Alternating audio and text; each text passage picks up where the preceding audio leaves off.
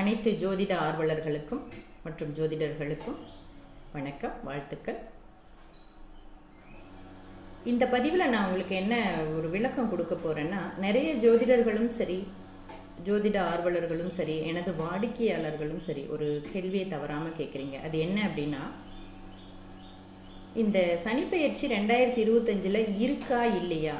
சில ஜோதிடர்கள் கிட்ட நான் போகும் பொழுது எனக்கு இந்த வருஷம் சனிப்பெயர்ச்சியே இல்லைன்னு சொல்லியிருக்காங்க, நாங்கள் எதை எடுத்துக்கிறது அப்படின்னு கேட்டிருக்கீங்க.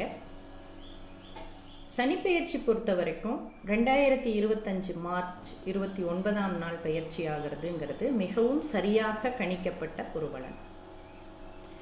திருக்கணிதம் என்றாலே, திருக்கு என்றால் பார்வை, பார்வை செய்து அந்த கிரகங்களின் சரியான ஓட்டத்தை பார்வை செய்து தரக்கூடிய ஒரு கணித அமைப்பு தான் திருக்கணிதம் அப்படின்னு சொல்லப்படுது.